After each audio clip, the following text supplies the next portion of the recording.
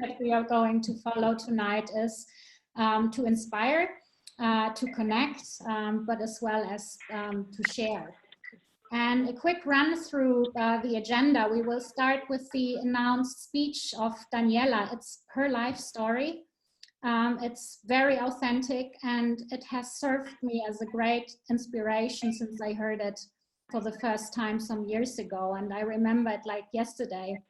We were sitting together in her car in Accra. It's a story about finding your purpose or your calling, being very determined, but also a story about giving and receiving. Thereafter, we will move, as Janice said, into some breakout groups and conduct a little exercise before we reconvene together. The total that we accounted for this is 1 hour and 15 minutes. That's ambitious, I know, but Daniela has also agreed to stay a little bit longer in the end in case any of us were interested to join a Q&A, and the PWN board members will also be present. Now, this slide, I think the numbers on this slide, they tell their own story. But there are two distinct points that I would like to emphasize. And point number one, everyone, this year we have matched an amazing number of 95, everyone, 95, even more amazing professionals. And that has been quite an effort, believe me, but we made it happen. And the secret ingredient was working as a close-knit team, and with our numerous supporters like Carol Ann, who also did the webinars, supported in the matching, like Irina, and today also Giovanna. So big thanks. Thanks a million, guys, to everyone who supported and has been involved thus far. But the second point that I would like to emphasize is the little picture. It's the picture from last year's kickoff party. And as Janice mentioned, there is one commonality, and that is the many recurring faces that moved with us over and across the years. And great thanks to you guys for your loyalty to PWN, for your loyalty to mentoring, but also thanks to those who chose to trust PWN for the first time this year. Now over to our special guest from Daniela.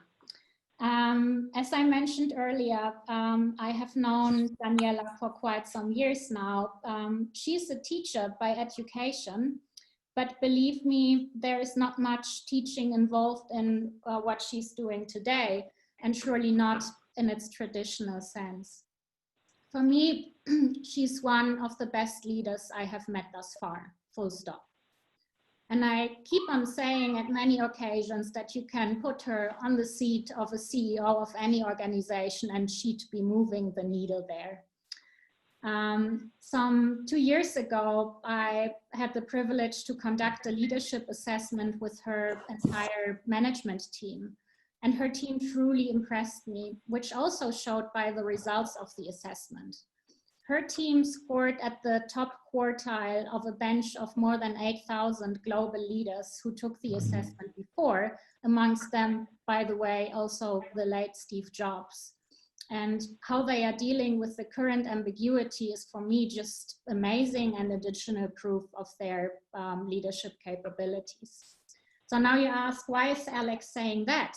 Because I see these results as the tipping point of the iceberg.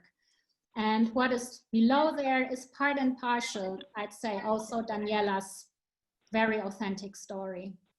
And I look forward to hearing what you take away from it after Daniela has finished sharing it with us in the comment box. But now, Daniela, over to you.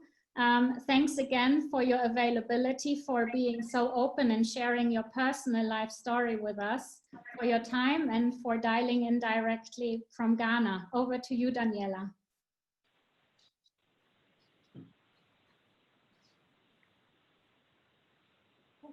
Right, now you can hear me, right? Yeah. Thank you very much. Thank you very much, Alex. So, well, good evening, everyone, again. I am really, truly delighted, and I feel very honored that my dear friend Alex considers my story to be an inspirational one and worthy enough to be shared with all of you here gathered tonight. I hope you will be able to derive meaning and values from my story, which will be beneficial also to your personal and your professional lifestyle and choices. That would be my goal. Maybe to myself, I was born and raised in Switzerland, where I grew up in a really lovely family in Gommiswald, a very small village in the region of St. Gallen. And already in my early years of life as a teenager, I loved being together with others. I loved to share, exchanging, doing sports with my family, being engaged in church and learning from my teachers.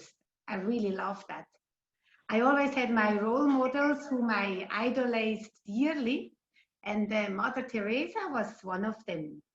I admired so much her selflessness as she lovingly cared for the poor in India, which was sourced by the deep faith and which empowered her to engage in such amazing work.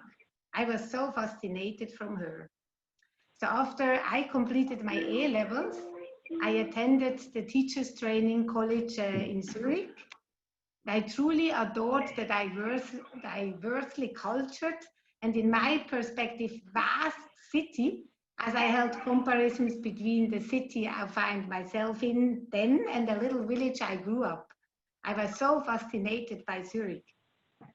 I had two professors and mentors whom I really admired for their charming, caring, tender, motivational, and humorous characteristics. Is it okay? Something sound? Is it too loud? No? Something is sounding at my end. Sorry. No, it's not only your end, Daniela. I think we may have to mute everyone, Janice. I don't know if you can. Sorry, not just it's too much for you. Better? Yeah, and now it's great. Okay. Yeah, so I was just saying, I was so impressed about Zurich, about this big city I found myself in, and I always compared it with this little village I grew up.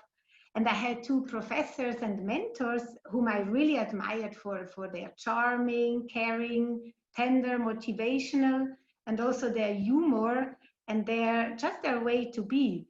And they were able to anticipate when to put humor aside and also when to be disciplined and strongly goal-oriented. So during my time in Zurich, I developed a feeling which told me that I had a call to follow, to do anything at all for kids somewhere in the world who weren't as fortunate as me, to be able to experience just a wonderful childhood. And with time, this feeling that I had began stronger and stronger, which turned out to be the perfect timing, as during my final stages of the Teachers Training College, I could go to the German-Swiss International School in Accra. And this was a decisive milestone in my life. The Swiss school was and still remains a very lovely school, with whom we, by the way, still collaborate with to the present day. But the problem for me was that it was a school for the privileged and not for the poor. Every day after teaching, I would leave the school and walk down the streets of the nearest slum. I was so saddened by the situation the street children had found themselves in and felt personally called to give them really a chance for a better life. I couldn't believe that somewhere in the world children live like this. And I remember so clearly if it was yesterday, how a particular child on the street gazed at me as if it was staring deep into my soul, trying to pass on a message to me. I couldn't have done differently. I had to do something to alter this hostile environment the children were in. And later on, during my internship, I met Amon, who similarly had the urge and passion to produce a lifeline for these children in order to change something so that they can fulfill their dreams as well. Amon himself grew up very similarly to these children and could therefore understand and relate to the situation the children were in. and using his own experience as a tool to improve the children's situation, as he too knew how it felt to be all alone or not know where your family is, to be hungry, and especially feeling neglected. After a few really touching weeks in Accra, my internship had come to an end, and I had to return back to Switzerland and write my final exams with my mind made up that I would come back to Accra as soon as possible.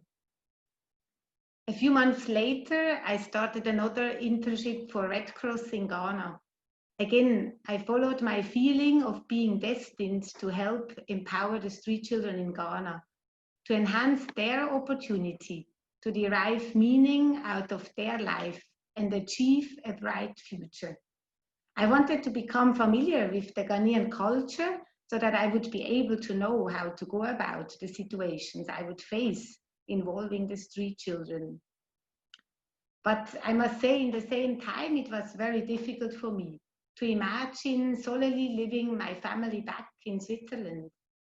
I was torn between the idea to fulfill what I believed was really my duty and staying close to my family, as I valued the strong bonds I had with them.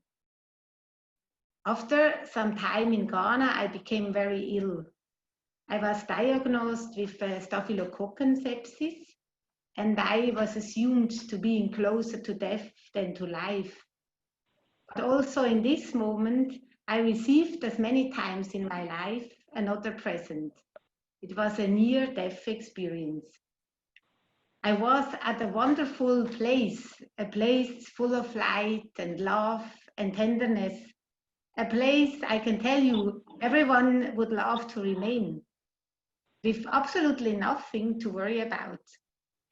But I knew my life on earth was not yet completed.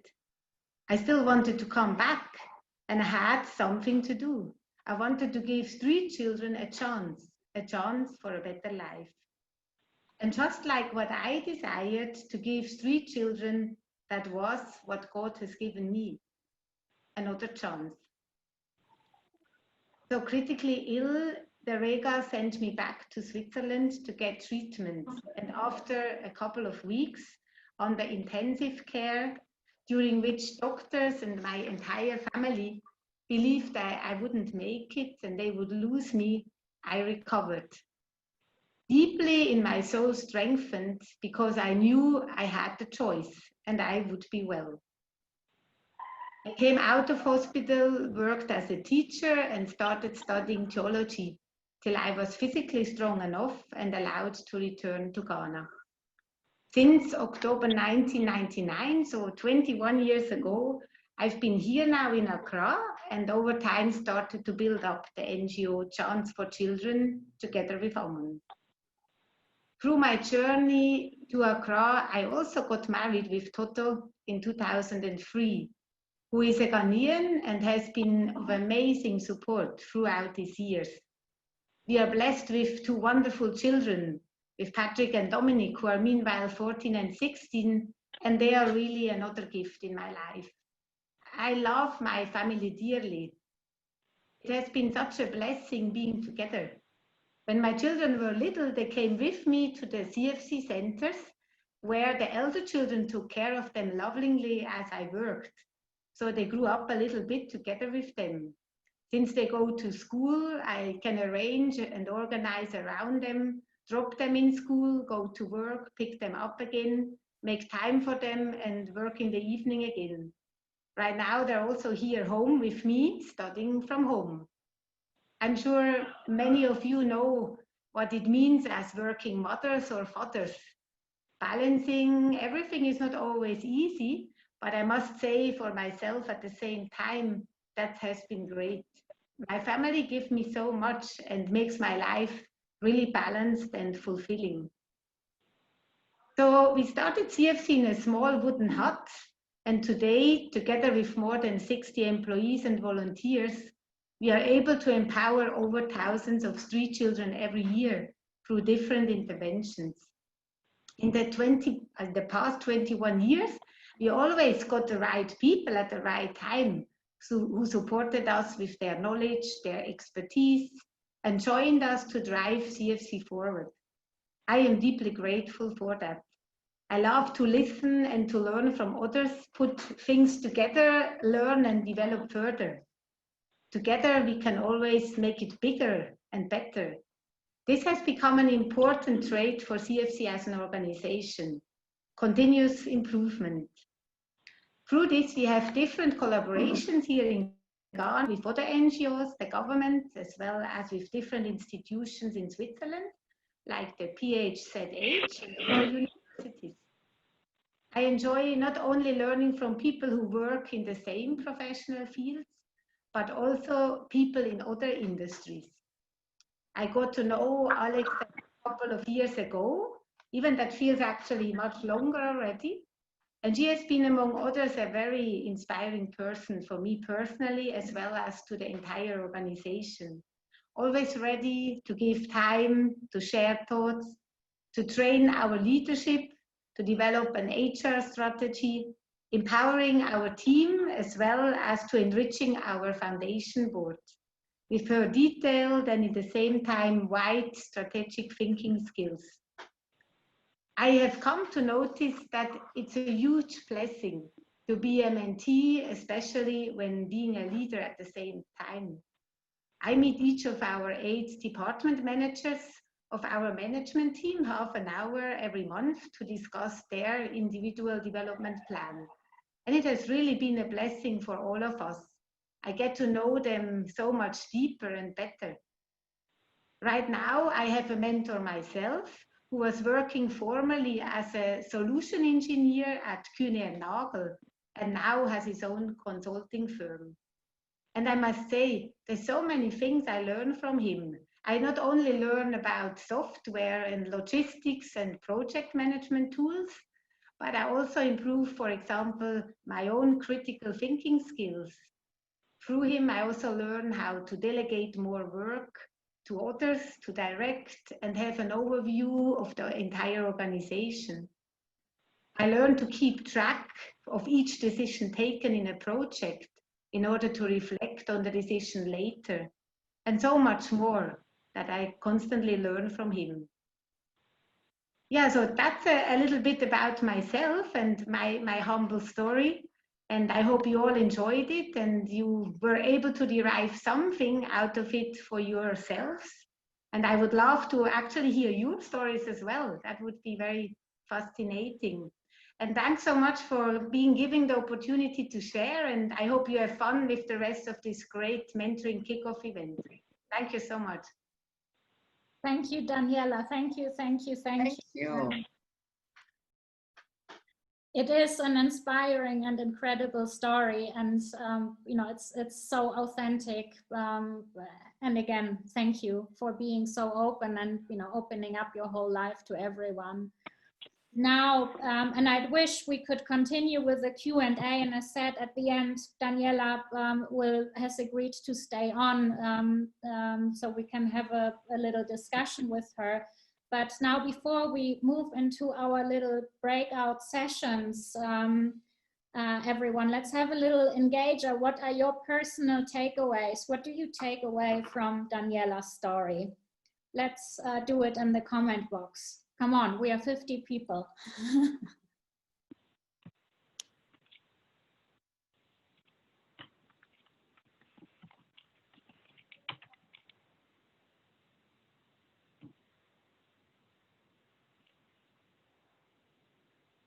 Great. So we've got some great comments coming through around finding and following your purpose, follow your dream, set your goal and go there.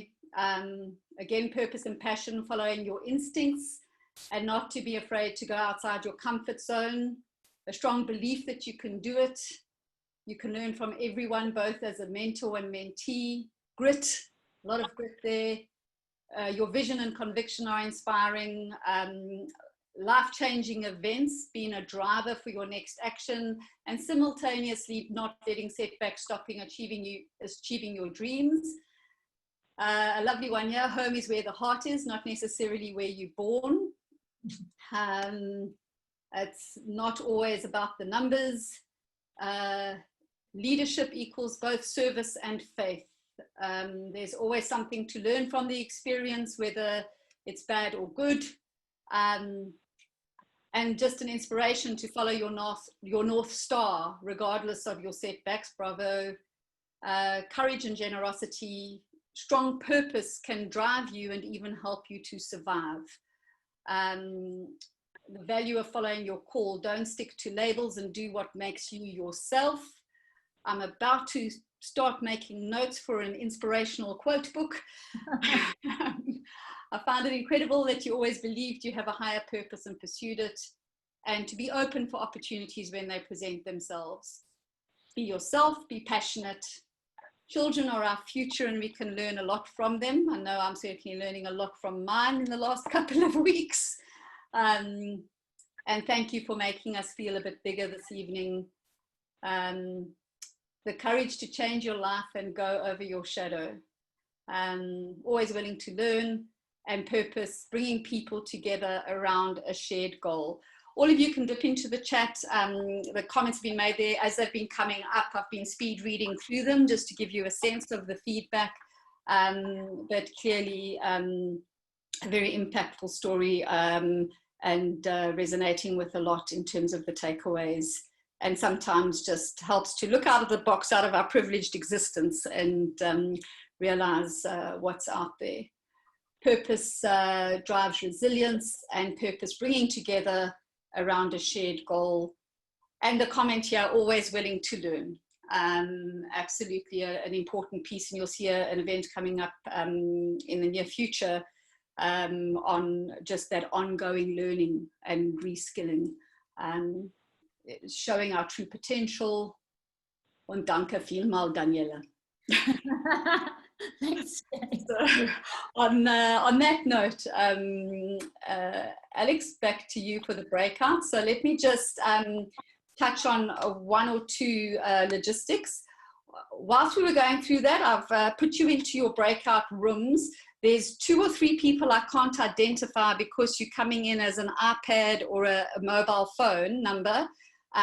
So as I open up the rooms for the breakout sessions, some of you might stay in the plenary session, and I will speak to you just to work out where you belong, and then try and get you into one of the breakout rooms. I'm going to open the rooms now, and I'm just checking. Goodness me, Alex, smack on 7 o'clock. Your planning is spot on. We're going to go into the breakout sessions. There's a facilitator in each session that's going to lead you through the discussion in the smaller working groups. So as I open all rooms, you should see an invitation. Please open it. I can see who doesn't accept the invitation. If you need help, I'll jump in and help you. So enjoy the discussion in your smaller working groups, and chat to you shortly.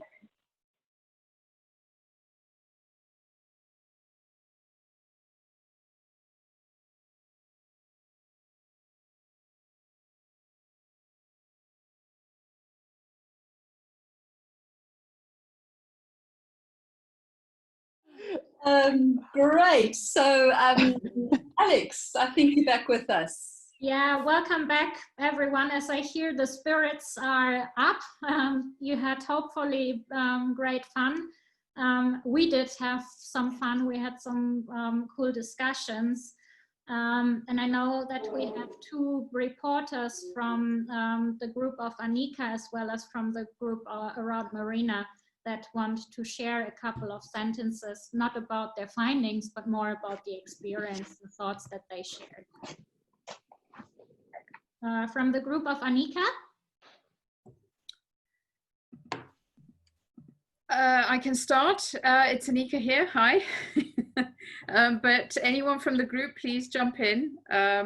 So we had quite a lively discussion. I was busy just trying to copy paste all the notes that I'd taken. But anyway, I think there was quite a lot of common ground around, you know, what's effective and ineffective if you're a mentee, mentor, etc.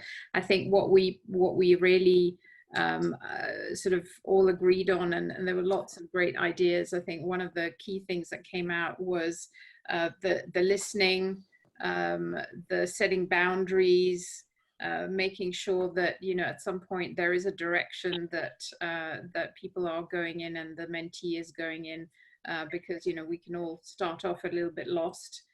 So without sort of driving that whole relationship, it's about giving a little bit of structure and a little bit of sense of direction. So I will stop there with a few sentences, and anyone from the group, please jump in as well. Yeah, we, maybe from Magali's group, we also had that the intention, for example, must be also right for the people, and that you should leave out your egos. So it's not about you, neither the mentee nor the mentor, but it's about the purpose and the overall goal, and that, of course, everything you do in that relationship is also confidential. For example, that you can really trust the person, that you also find out quite early if the relationship works, because only then you open up and you trust, and you also receive then or use the feedback you get, or the proposals or guidance better if you trust the person. That it should be also, whatever you receive, it should be challenging enough that you like step out of your comfort zone. And with a mentor, for example, you have then somebody who is helping you to push towards that boundary you may be facing alone, and that's why you seek for mentorship, for example. Or what else? Yeah, that nobody should be patronizing or not open to new things, new ideas. Yeah. Cool, thanks, Marisa. Thank you. Marina, from your group? Yes. Many very interesting contribution from both the mentees, the mentor side. Some, of course, match what was just said. Some of the things that are recurrent, they came back throughout the conversation. From the mentor side, they're really important to try not to give answer, but to trigger a thought process, to stimulate.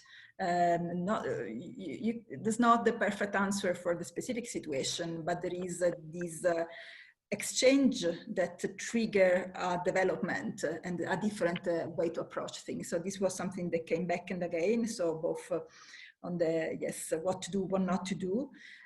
Three more elements. Of course, openness we said, but even more than openness from the mentee side, also having the courage to dare a little bit and step a little bit out of the comfort zone. It's not just about getting answers and getting elements, but it's really to be open to dare. Of course, we also discuss about this a very thin line, but try it, try to step. And maybe two more very quick and very important things: goal setting and commitment. Without those, there's no way to make it successful. Rightly said. Thanks, Marina. Thanks to the team. And I would like to show everyone this little quote that I always feel it's always right. If you don't receive enough, have a look if you give enough. So whenever I come home and I'm upset, I ask myself this question. I say, well, maybe, yeah, Jennifer White was right.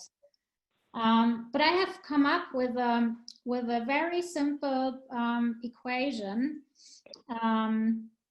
and I think we can agree that this exercise is not only applicable to mentoring, but to so many other elements that we face in life when we speak to other people. And I think everything is about speaking or communicating with other people.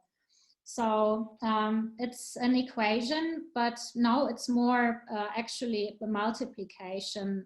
So what I mean by that is that if any of these parameters is 0, we end up with a 0 result, right? And on top of that, it's a multiplication by square. So what I mean by that is everyone in a mentoring relationship is equally a giver and a receiver. And if we do it really well, we can square our results. But if we don't do it well, then we can end up at no anticipated results. So the good thing is, if we do well, we can achieve fantastic things. And I think we need to to remind ourselves that it is the potential is a scaling by square. So with this, I thank you. I hope you take your learnings on this session, that you reflect on them, and that you do great in this mentoring program 2020. And I hope to see you soon, maybe in summer, at a halfway through party. And I hand over to Magali now.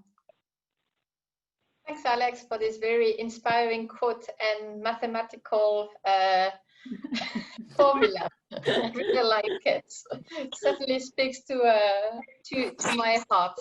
Yes, I'm very delighted to have some closing words for this fantastic and very dynamic, engaging, and vibrant session on Zoom. I think we got so much out of this session.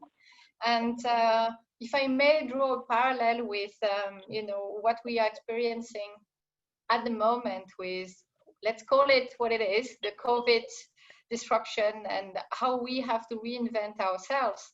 I think the same way in a couple of weeks, months, years from now, we will think back on what this crisis has brought to our life, both the positive and the negative. I think I would like us to also reflect on tonight.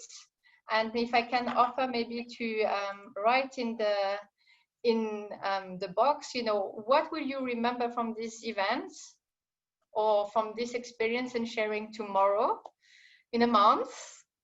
What will you remember? What will you take with you? What is your commitment to this evening, really? And while you do start sharing your comment in the chat box, I would like to really thank you all very much. Thanks, Alex. Thanks, Daniela. Thanks, all of the team has been so incredible supporting and putting this event together.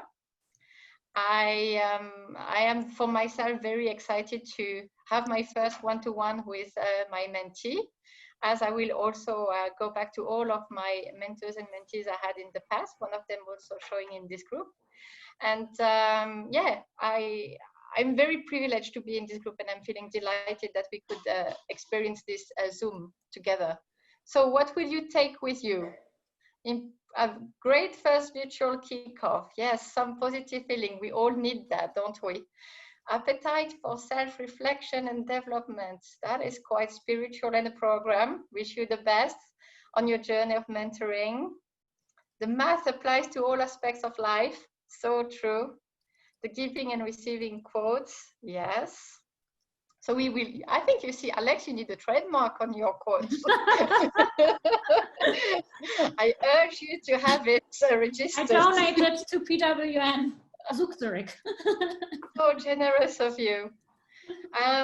Yes, so in terms of the next steps, I would like to invite, for those who haven't been in touch with your pair, mentee and mentor, to really reach out virtually.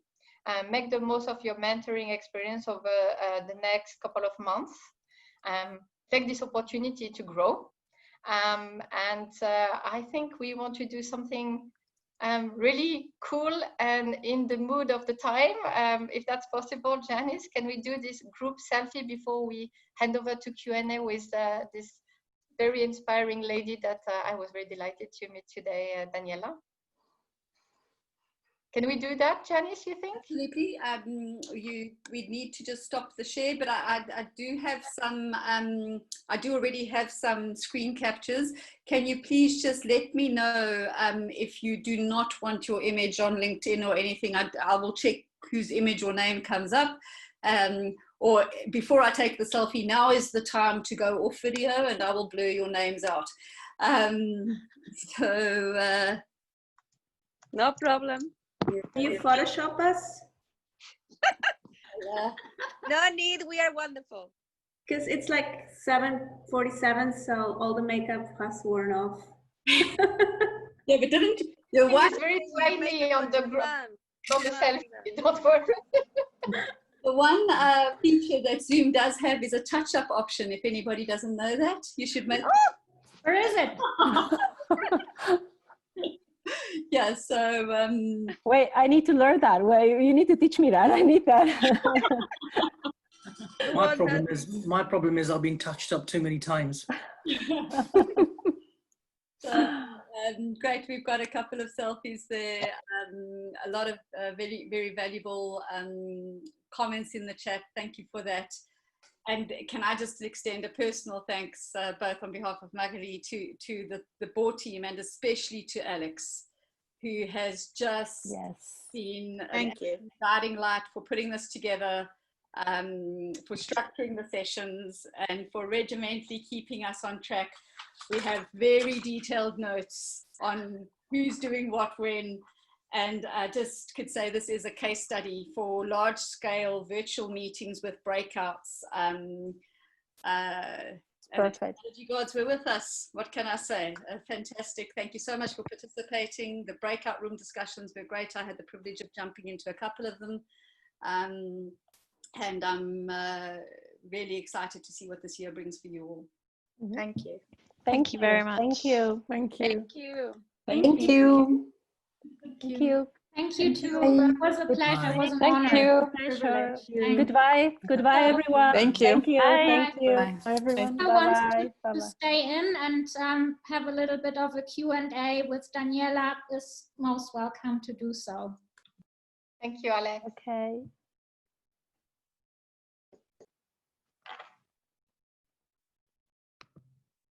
So Daniela, while people are deciding whether they're staying or not, I know that you joined one of the groups. I think you were in Aida's group. How did you find the discussion? Was it worthwhile for you? Yeah, it was very interesting. It was really interesting to hear from all the other ones. I really loved that. It was very helpful also to hear the aspects. What is helpful being a mentee? What is helpful being a mentor? I could also relate to my experience. So I could take out a lot for myself as well. And how are you experiencing the situation with Corona in Ghana at the moment? Yeah, unfortunately, it also arrived here. Well, we know about it a couple of weeks ago, so kind of 2 months ago. So right now, compared to Switzerland, there are not many cases. There are about 1,600 cases. But of course, it's also a worrying fact, especially in a country like Ghana. So in the moment we had a 3 weeks lockdown, and now it's the second week lifted again with some restrictions. But yeah, we also have to be mindful and careful, and also planning well how to go about everything step by step. So fortunately, we could build up some extra programs for the children on the street, some food sharing programs, which really feels good, something, especially in this situation. Yeah, I think that's always the worry also in South Africa is people forget that the main meal of the day sometimes comes through school. And to make sure that that food chain doesn't break for the kids that don't get it. So you've got to fill those gaps. Exactly, yeah. Anybody else got some questions for Daniela? Just checking. You can unmute yourself or put a chat in the chat box. Daniela, this is Nicole. I have a question for you. So you live full-time in Ghana then, or are you splitting your time between Switzerland and Ghana? No, exactly. I live mainly in Ghana. I usually come, normally I came like 1.5 months a year to Switzerland for doing fundraising and maintaining the relationships there. And since we have a foundation as well in Switzerland, I come 3 times a year for the foundation board meetings and a couple of other events. So that was actually planned for this week, but because of our situation, we are all in, I couldn't fly. Yeah. And exactly. how do your kids adjust to that? do they come with you, or how do they feel? I mean, I'm always curious about sort of these multicultural backgrounds and upbringings, and I'm curious. Yeah, well, that's very interesting. Usually, if in the summer we go like 1.5 months basically, and then they're off school and they really love coming, and it has been such a blessing. We just live with my parents, and of course they enjoy their grandparents for 1.5 months and go up and down and enjoy the freedom in Switzerland and the mountains and the lakes and everything you can do. And when I just come for a short time, then they stay here. But actually that is more, since last year the case. Usually I've been coming along for the longer period, and they really, well, they manage well. I feel elder they become, more Ghanaian they are. That's interesting. More they feel really, of course, even more home here, and also connected to their friends, especially as teens. But I think they can very well differentiate between the two cultures, what it's important here or important there. So, and that gives some very good reflections and discussions together. Also, for example, I remember last year one of my boys said, so my parents have someone coming to clean in the house, to help cleaning. And my son was saying, I couldn't believe that the one who is coming in to clean has actually also a big house like my parents. So why does he clean? So why does he come to clean? So because in Ghana, there's such a big gap between someone who is coming to clean and someone owning a house. So there are always very interesting, fruitful discussions too. And but I think they kind of have a third culture, which is a mix of the two. So yeah, it's always interesting, but they're managing pretty well. So going between the two cultures, And in terms of gender balance in Ghana, because we haven't talked about that at all, what about girls and boys relationships? What do you see in your school? Yeah, well, so generally it's definitely not like in Switzerland that the genders are balanced. Generally it's quite male dominated. Yeah, generally Switzerland balanced. Well, so it's interesting that you're saying it. So it's not Switzerland, it's balanced, and we are here not at all balanced. Yeah, so that's no, I think it's quite dominated by men in general. So also in marriages or in relationships, it's clearly split in what boys do and what girls do. So in marriages, what kind of the function of a man is and the function of a woman. As maybe for me, as a much more traditional, maybe like 50 years ago. If I compare it to Switzerland, as a much more. But it's also changing. And for example, in our home with our children, in Chance for Children, we really check that it's as balanced as possible. In the cultural setting. So for example, in our home, the boys have to cook as well, and they have to help cleaning as well. Of course, we always need to check what's for the culture correct, but we try to also strengthen that a bit. Yeah. And Daniela, do the girls get the opportunity to also go to school through to high school, or in some countries that balance is tricky? Yeah, so usually, well, all the girls get a chance to do the first, the 9 compulsory schools. I think at high school it's already a little bit different. There are more boys, but theoretically there is the option.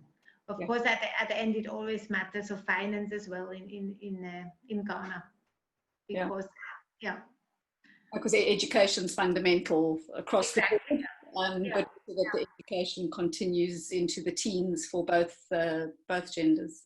Yeah, so let's say in a traditional household, it's normal that the girls have to do a lot of house chores and not the boys. So usually at some point the girls stop school and really work more at home. And that's, for example, something we really check, that the girls have the same opportunity as the boys. Because even much more, even in a country like Ghana, you say, if you invest in a girl, you invest in a community. Yeah. Because the women are those bringing up the children, being engaged in I think that's something very important. But we have also a lot of interesting questions with our male workers about all these topics. Educate the fathers, the daughter effect. Exactly. Yeah. Absolutely. Just checking in if any other comments are coming in. I have another question. When you presented your story before, you seemed pretty determined or convinced that you will go back. But during the time you were having the treatment in Switzerland, did your family or your environment try to convince you to stay? And did you ever have doubts? Yeah, that's an interesting question. So my family, my parents, they kind of knew about this feeling of having a call since I was 16. So they've always been saying since I was 16, oh God, if you will find out where you want to go, you will never come back. So they kind of were part of this deep story. So they knew from where it's coming from. But of course, it was very difficult for them to having felt that they will lose me, and all I wanted to do is just going back afterwards. So, and that was really also hard for me, but it was the same process that really strengthened the feeling that is the right thing to do, because I got this choice. So I must say my family never said directly I shouldn't go, as hard as it was for them, and I really appreciate that, and I think that must have been so hard as a mother, for example. So they supported it from the beginning as much as they were extremely scared. And that's also, I must say, they're really a part of this story, because they supported it from the beginning, also the entire organization. So it wouldn't have been possible without my family, because my parents were business leaders as well, from a small business, and their whole infrastructure, of course, made everything possible from the beginning. And my mother did the entire administration herself. My brother comes from the finance, he did all the finance. So it really started by my close family supporting that. And they did that because they knew from where it's coming, and it was not just an idea to go to Ghana, but emotionally it was very difficult for them. That's great to have the support. Yeah, I think without that it wouldn't have been possible as well. That's also absolutely an important part, yeah.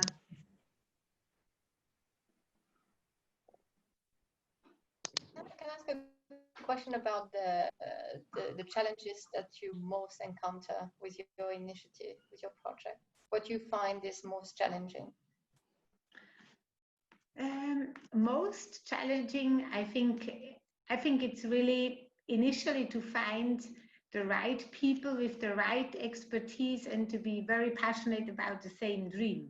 So basically this combination of being very passionate and then having the expertise, and so kind of originally, and then when you have them, then it's just wonderful. Then it's like you're all in line on the same passion, but it's not like you can just choose among people to find. It really takes a lot of efforts to find the right people. And another challenging thing, I think it has more to do with the culture here, is to stick to guidelines. Also to follow procedures and stick to guidelines is a hard one here. I don't know, I have not much experience in Switzerland or anywhere else, but and I am maybe a little bit sometimes too strict, but for me it's very important to stick to guidelines. So I always explain people 80% is not 100%, and this was only 85%. Yeah, I find it very hard to kind of to really stick to guidelines and keep always the same quality. But I assume that might be at other places the same thing. I don't know.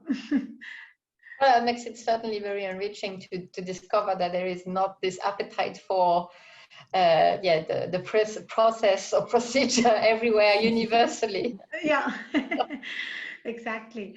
I think I must say, on the other hand, sometimes if I'm in Switzerland, I think, oh, why do they think everything is a problem that's a little bit different than the usual way? So my parents think I'm pretty much influenced by Ghana as well. Yeah, but that is surely a more difficult thing, yeah.